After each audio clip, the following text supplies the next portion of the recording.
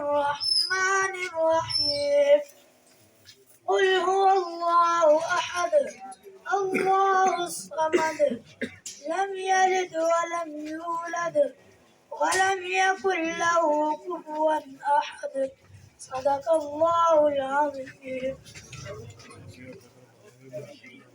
میاں جوید الدین، میاں جوید الدین بابا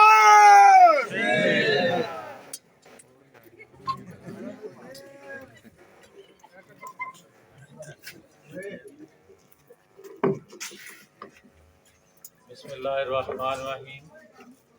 میرے انتہائی قابل عزت واجب الاحترام مفتی صاحب، بھولا گاندھی صاحب، باقی تمام احباب، گزارش یہ ہے کہ حضرت صاحب سے تو آپ بیان سنتے رہتے ہیں، میں تو ان سے سیکھنے والا ہوں، مگر جو پاکستان کی حالت زار آج ہے اس کا تقاضا ہے کہ ہم اس کو مضبوط کریں، اس کا تقاضا ہے کہ ہم بہتر فیصلہ کریں، اس کا تقاضا ہے کہ ہم جرأت سے کھڑے ہوں، اس کا تقاضا ہے کہ آنے والی نسلوں کے لیے ایک خوشحال پاکستان دے کر جائیں، اس کا تقاضا ہے کہ ہم فلسطینیوں کی آواز بن سکیں، اس کا تقاضا فلسطینیوں کی آواز بننا اس وقت پورا ہو سکتا ہے جب پاکستان خوشحال ہوگا.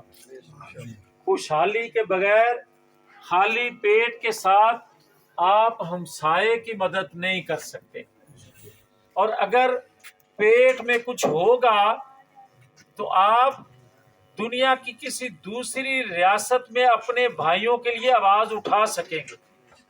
اور آج اگر آپ کی آواز میں گرج طاقت نہیں نظر آ رہی تو اس کی وجہ یہ ہے آپ کا پیٹ خالی ہے. آج پاکستان گرداب میں پھنسا ہوا ہے. ایٹمی قوت ہونے کے باوجود جب آپ 100 ارب نہیں 1 ارب ڈالر لینے کے لیے 16 ماہ اس کی منتیں کریں گے جو آج فلسطینیوں کے دشمن کی سرپرستی کر رہا ہے، تو آپ کی آواز سنے گا کون؟ آپ کی آواز میں طاقت کیسے آئے گی؟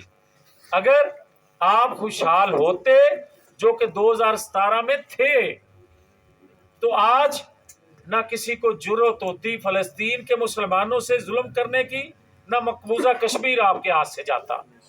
تو اس لیے میری آپ سے ہمبل گزارش ہے کہ اس پاکستان کے لیے سوچ کر بہتر اگر فیصلہ کر لیں گے تو یہ پاکستان 2017 کا پھر سے پاکستان بن سکتا ہے، پھر سے خوشحال پاکستان بن سکتا ہے. تو اس کے لیے میری گزارش ہے کہ آج سے جہاں جہاں تعلق واسطہ ہے ہم وہاں پہ پاکستان کے لیے، آنے والی نسلوں کے لیے، اس قوم کی خوشحالی کے لیے، نواز شریف کے لیے آج سے لوگوں کو بتائیں کہ 5 سالوں نے کس نے بربادی کی اور پاکستان کو بنایا کس نے.